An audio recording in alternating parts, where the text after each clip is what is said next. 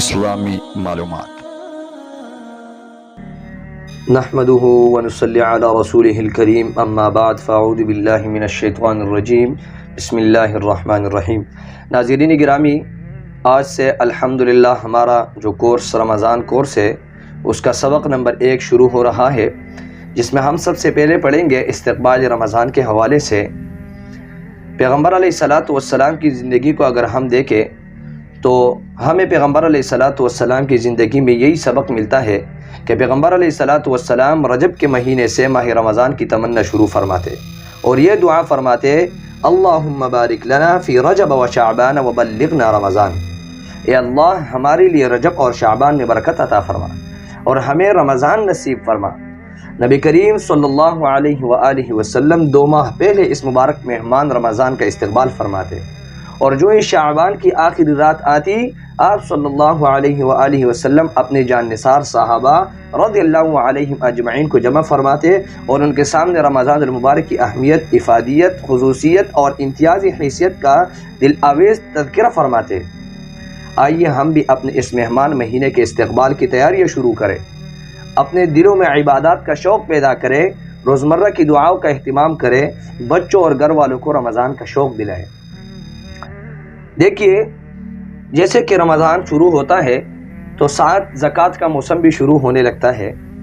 زکوٰۃ ایک فرض عبادت اور اللہ تعالیٰ کا حکم ہے۔ زکوٰۃ کی ادائیگی کا اصل مقصد اللہ کی اطاعت ہے، لیکن اللہ تعالیٰ کا کرم ہے کہ جب کوئی بندہ زکوٰۃ نکالتا ہے تو زکوٰۃ کی ادائیگی باقی مال میں برکت، اضافے اور پاکیزگی کا سبب بنتی ہے۔ اسی لیے زکوٰۃ کو ذوق و شوق سے ادا کرنا چاہیے۔ زکوٰۃ جو کہ مسلمانوں پر فرض ہے، اس کے ترک کرنے پر بہت سارے وعیدات آئی ہیں۔ سورۃ التوبہ آیات نمبر 34-35 میں اللہ تعالیٰ نے ان لوگوں کے لیے بڑی سخت وعید فرمائی ہے جو اپنے مال کی کما حقہ زکوٰۃ نہیں نکالتے۔ ان کے لیے بڑی سخت الفاظ میں عذاب خبر دی گئی ہے۔ عذاب اس کے بارے میں جو سنائی گئی ہے، اس کی وعید سنا دی گئی ہے۔ چنانچہ فرمایا، والذین یکنزون الذهب والفضة ولا ينفقونها في سبیل اللہ فبشرهم بعذاب علیم۔ جو لوگ سونا و چاندی جمع کر کے رکھتے ہیں اور ان کا اللہ کی راہ میں خرچ نہیں کرتے، یعنی زکوٰۃ نہیں نکالتے، تو اے نبی آپ ان کو ایک بڑے دردناک عذاب کی خبر سنا دیجیے۔ حضور علیہ السلام نے ارشاد فرمایا، ما خالطت الصدقۃ او قال الزکاۃ مالا الا افسدته۔ جب مال میں زکوٰۃ کی رقم شامل ہو جائے، یعنی زکوٰۃ کی ادائیگی نہیں کی جائے یا پوری زکوٰۃ نہیں نکالی بلکہ کچھ زکوٰۃ نکالی اور کچھ رہ گئی، تو وہ مال انسان کے لیے تباہی اور ہلاکت کا سبب ہے۔ لہٰذا اس بات کا اہتمام کیا جائے کہ ایک ایک روپے کا صحیح حساب کر کے زکوٰۃ ادا کی جائے۔ اب جب زکوٰۃ کا فریضہ مسلمان پر ہے، کوئی مسلمان زکوٰۃ ادا کرے گا تو اس کے لیے نصاب کتنا ہوتا ہے؟ نصاب زکوٰۃ کیا ہے؟ 52.5 تولے یعنی 612.36 گرام چاندی یا 7.5 تولے یعنی 87.5 گرام سونے کو نصاب کہا جاتا ہے۔ یعنی جس بندے کے پاس اگر چاندی کی جو مقدار ہے 612.36 گرام چاندی ہے، صرف چاندی یا اس کے علاوہ صرف اس کے پاس 7.5 تولے جو ہے نا سونا ہے، یعنی 87.5 گرام سونا ہے، تو یہ بندہ اس کے پاس نصاب موجود ہے۔ یہ نصاب ہے زکوٰۃ کا۔ اب صاحب نصاب بندہ کون ہوتا ہے، یعنی کون سے بندے پر زکوٰۃ واجب ہوتا ہے؟ تو 52.5 تولے یعنی 612.36 گرام چاندی یا 7.5 تولے یعنی 87.5 گرام سونا یا ان میں سے کسی ایک کی قیمت کے برابر پیسے یا سامان تجارت جس شخص کے پاس موجود ہے اور اس پر 1 سال گزر جائے، یعنی اس پر 1 سال گزرا ہو تو اس بندے کو صاحب نصاب کہا جاتا ہے۔ یہ بندہ زکوٰۃ ادا کرے گا۔ اب زکوٰۃ کس بندے پر ہے؟ زکوٰۃ کے یعنی مطلب اس کے لیے کچھ شرائط ہوتے ہیں۔ زکوٰۃ کون سے بندے پر آتا ہے، کون سے مسلمان پر آتا ہے؟ تو ہر وہ عاقل بالغ مسلمان جس کی ملکیت میں 52.5 تولے چاندی یا 7.5 تولے سونے کی قیمت کے برابر نقدی چاندی، سونا یا مالی تجارت موجود ہو، اس پر زکوٰۃ واجب ہے۔ اگر صرف سونا ہو تو 7.5 تولہ پر زکوٰۃ واجب ہوتی ہے۔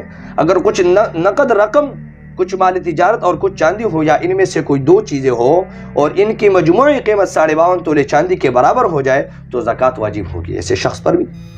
جس دن آپ کی ملکیت میں مذکورہ نصاب کے برابر پیسے آ جائے تو وہ دن آپ کے لیے زکوٰۃ کا دن ہے، اگر یاد نہ ہو تو پھر ہجری سال کی کوئی تاریخ مقرر کر لے، یعنی جو اسلامی تاریخ ہم کہتے ہیں اس کی کوئی تاریخ مقرر کر لے اور ہر سال اسی تاریخ کو حساب کیا کرے، اور درمیانی سال میں پیسے آتے جاتے رہے تو اس سے کوئی فرق نہیں پڑتا۔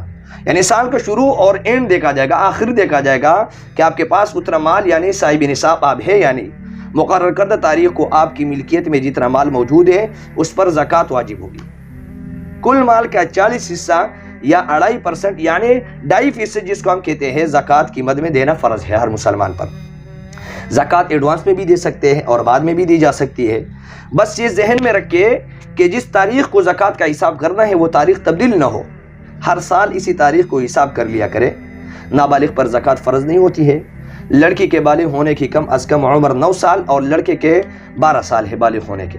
اس عمر میں پہنچنے کے بعد جب بلوغت کی علامات ظاہر ہو انہیں بالغ سمجھا جائے گا۔ اگر بلوغت کی علامت ظاہر نہ ہو تو قمری سال کے اعتبار سے 15 سال کے بعد لڑکے اور لڑکی کو بالغ سمجھا جائے گا۔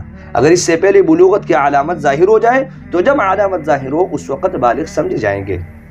زکوٰۃ کے وجوب کے شرائط کیا ہیں کہ کب بندے پر زکوٰۃ واجب ہوگا؟ تو زکوٰۃ کے وجوب کے جو شرائط ہیں ان میں سے ایک ہے اسلام، یعنی بندہ مسلمان ہو، نمبر 2 بالغ ہو، نمبر 3 عاقل ہو یعنی پاگل وغیرہ نہ ہو، نمبر 4 نصاب ہو، یعنی بندے کے پاس جو نصاب ہم نے بیان کیا، جو سونے چاندی کا نصاب ہم نے بیان کر دیا، وہ بندے کے پاس ہونا چاہیے۔ ہر آدمی کا زکوٰۃ کا حساب الگ ہوتا ہے، خاوند کا الگ، بیوی کا الگ، ماں کا الگ، بیٹی کا الگ، گھر میں ہر آدمی کا زکوٰۃ کا حساب الگ الگ ہوتا ہے۔ جو صاحب نصاب ہوگا اس پر زکوٰۃ واجب ہوگی۔ اب یہ تو تھا ہم نے زکوٰۃ کے حوالے سے کچھ تفصیل بیان کی، اور جب ہم رمضان کا چاند دیکھے تو اس وقت سنت سے اور احادیث سے ایک دعا ثابت ہے، ہمیں دعا پڑھنی چاہیے، اللہم اہلہ علینا بالیمن والایمان والسلامت والاسلام ولما تحب ربی وربک اللہ۔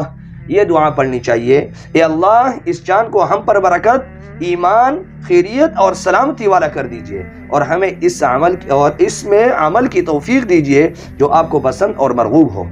اے چاند میرا اور تیرا رب اللہ ہے۔ یہ جو ہے نا پیغمبر علیہ السلام جو ہے نا سے یہ دعا ثابت ہے، ہمیں یہ دعا پڑھنی چاہیے جب بھی ہم رمضان کی چاند دیکھیں، اور جب کہ ہر مہینے کے شروع کا چاند اگر دیکھیں تو یہ دعا پڑھنا جو ہے نا ثابت ہے۔ وآخر دعوانا ان الحمدللہ رب العالمین والسلام۔ Thanks for watching. Like and comment.